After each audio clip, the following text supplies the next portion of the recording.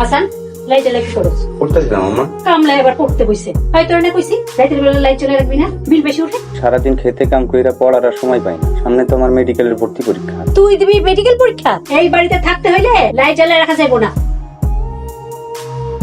হাসান কই যাস? পাকের ঘরে যাই আম্মা, কোথা লাগছে?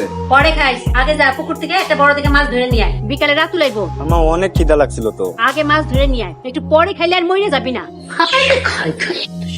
এত তাড়াহুড়ো করে কই যাইতাছো? আজকে রাতু লাইব ঢাকা থেকে, ওর জন্য মাছ ধরতে যাইতেছি। তুমি এত পরিশ্রম করতেছো, এত কষ্ট করতেছো, তারপরে তুমি পড়ালেখা করতেছো। তোমার আব্বা তোমার গ্রামে ভর্তি করাইছে এক খামারে কাম করানোর লেগে, আর তোমার বাইরে ঢাকায় নামি দামি কলেজে ভর্তি করাইছে। থাক বাদ দাও, আমার দেরি হয়ে যাইতেছে, এখনো খাই নাই। মাই কইছে যে আগে মাছ ধরে আনতে, তারপর খাইতে। আমি গেলাম। হাসান ভাই কি খাইছে? পরে নিয়ে তোরা তো ভাবতে হইব না। হাসান ভাইয়ের ভাগের খাওয়ানটা আবার আমারে দিতেছেন না তো? হাসানের জন্য দরদ একেবারে উতলাই পড়তেছে, তাই না? যা কইছি তাই কর, রান্নাঘর থেকে ভাত কি নিয়ে যা। এতিমের লাগে এমন জুলুম করলে আল্লাহও কিন্তু সইব না।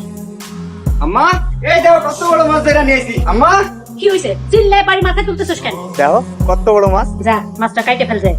আমি মাছ কাটু? সকাল থেকে এখনো ভাত খাই না, শীতে আমার হাত পা কাঁপতাছে। আগে একটু খায় নেই, তারপর কাটি। না না, আগে মাছ কেটে রাখ। আর ভাত তরকারি নাই, জুলেখা নিয়ে গেছে, রাইতে রান্না বসালে তারপর খাবি। জুলেখা নিয়ে গেছে, আর আমার ভাগের ভাতটা? আমার খিদার বুঝি দাম নাই? খাওয়ালি খাই খাই, যা কাম কর। হাসান বেড়ে দেখতেছি না। হাসান ভাই কই? হাসান কই আছে আমি কেমনে কিনবো? সারাদিন কাজ কাম নাই, খালি ফাঁকি মাছ। সারাদিনই তো কামলা দেয়, ফাঁকি দেয় কখন? আপনি কথা কইেন না, খেয়ে নে বাবা, একটা মাছ খা। আম্মা কি করতেছো এসব? কথা মা, তুমি আইছো? তোমার কপালে যে ভাত জোটে নাই, এটা তোমার চেহারা দেখেই বুঝা যাইতাছে। নাও ভাত খাও। তুমি আমার জন্য ভাত আনছো? তোমার এই শুকনা চেহারা দেখতে আমার ভাল লাগে না। তুমি এত ভালো একটা মানুষ, তোমার কপালে এত দুঃখ কষ্ট কেন? আল্লাহ যারে ভালোবাসে তারে একটু দুঃখ কষ্ট দেয়। আচ্ছা হাসান ভাই, তুমি যদি অনেক বড় ডাক্তার হও, তখন কি আমার কথা তোমার মনে থাকবো? অবশ্যই থাক।